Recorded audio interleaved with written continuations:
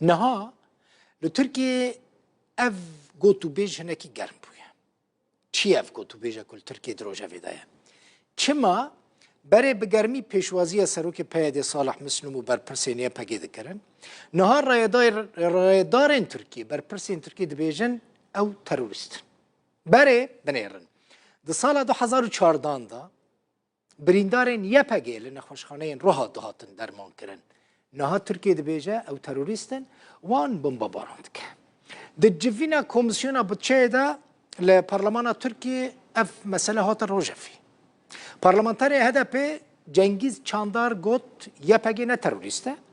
Ucu vazir derveye Türkiye Hakan Fidan ra got dema kut de çi Azerbaycan'ı çima tu de beji ne tavaya ku de devlet çima tu bu Türkiye ne beji devletek u de ne tava yani ne tava Kürt o ne tava Türk yani Türkiye velatı de ne tava yani berdefka HDP'ci Hakan Fidan xwest veke başûrê Kurdistanê peywendiyên xwe bi Roj Avayê Kurdistanê re jî baş bikin. Akreditasyon Kurumu'nun bütçe kesin hesap ve sayıştay raporları ile Avrupa'yı saygıyla selamlıyorum. Civîna Komisyona Plandanîn û Bütçeyê li Parlamentoya Tirkiye. Büyükelçi Asya Pasifik İkili Siyasi İlişkiler Genel Müdürü. Bi amedebûna Wezîrê Derve bütçeya wê wezaretiya sala 2024 hat gotûbêjkirin. Gerek ülkemize gerek Rûbirûbûna rêxistina terorê PKK YPG de ku bo welatê me û bo navçeya me girîng e berdewam in. Em ji metirsiyên ciddî aliyê sêyem agahdar dikin. Gavên pêwîst davêjin û berdewam jî dibin. Değiller tabii. Tabii ki değiller. Tabii ki değiller.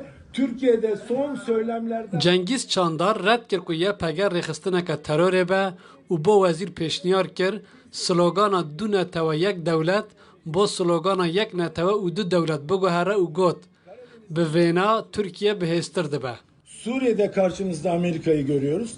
Tam bölge politikamıza yön veren... Em li Sûriye Amerîkayê li beramber xwe dibînin. Tişta ku siyaseta me li navçeyê bi rêve dibe, dijatîkirina Kurd e. Her çiqas em vê red bikin û bêjin nexê rêxistina terorê dijatîkirina Kurd e. Eger ne wiha bûye, me çima di sala 2013 de zêdeyî carekê li Enqere û Stenbolê pêşwazî li serokê PYD kir. Ji bo çi li gel berpirsên payebilindên Wezareta Derve civiya.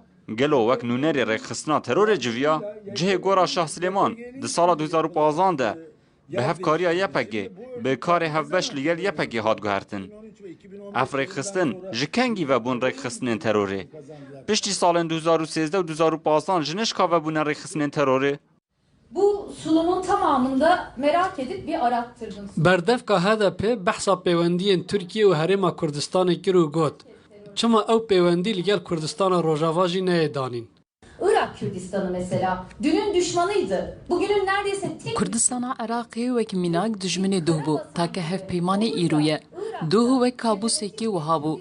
Dihat gotin eger Kurdistaneke federalî li Iraqê çê bibe çi dikin? Ev mînake di dîroka me de. Çima ev ne tiştek be ku bikarin îro bo Sûriyê behs bikin? Çima Bakur û Rojhilatê Sûriyê ne hevpeyman be? Daxwazkirina vegerîneke wiha bo Kurdistana Sûriyê yan bo Bakurê Rojhilatê Sûriyê li şûna şer daxwazkirina aştiyê çima dibe pirsgirêk?